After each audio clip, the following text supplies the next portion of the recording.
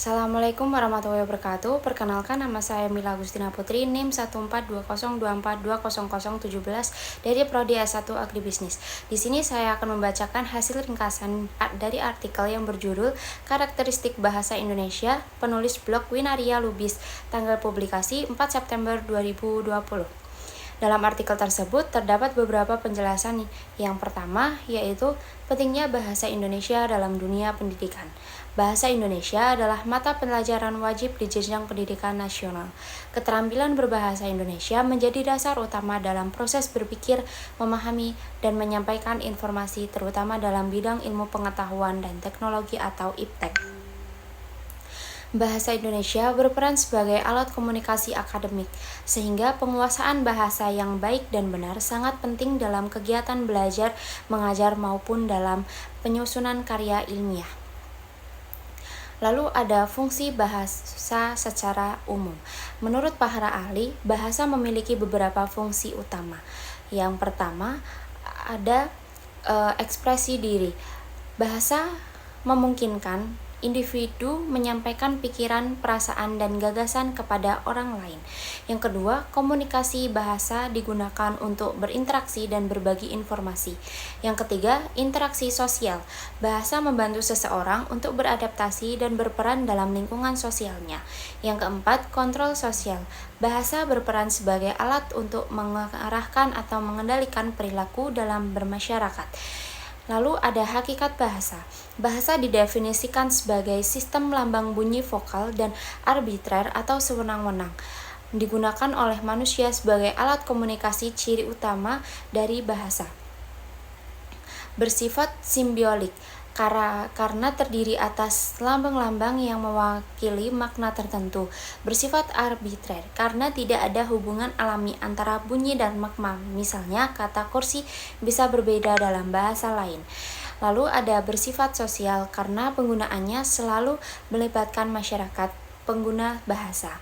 Lalu ada karakteristik bahasa ilmiah. Dalam bahasa Indonesia mengacu pada pendapat Suparno DKK 1994, bahasa Indonesia ilmiah memiliki karakteristik berikut. Yang pertama, lugas dan jelas, menghindari gaya bahasa yang berlebihan, langsung pada pokok permasalahan. Yang kedua, objektif, berdasarkan data atau fakta yang dapat dipertanggungjawabkan, tidak dipengaruhi oleh perasaan pribadi atau sudut pandang subjektif. Yang ketiga, ada cendekia, menunjukkan pemikiran logis dari argumentasi yang baik. Penggunaan bahasa mencerminkan wawasan akademik. Yang keempat, ringkas dan padat. Kalimat tidak bertele-tele, menghindari pengulangan dan yang tidak perlu.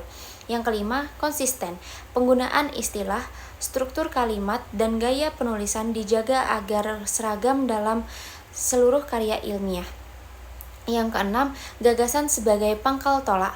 Fokus utama tulisan adalah penyampaian gagasan, bukan sekedar narasi atau hiburan. Lalu ada implikasi dalam pembelajaran bahasa. Pemahaman terhadap karakteristik bahasa Indonesia ilmiah sangat penting dalam penyusunan kurikulum dan strategi pembelajaran. Guru perlu memilih materi yang mengarahkan pada pembentukan keterampilan berpikir ilmiah, mengembangkan metode yang merangsang kemampuan penulisan dan berbicara secara logis, menanamkan kebiasaan penulisan dengan struktur bahasa yang benar dan efektif.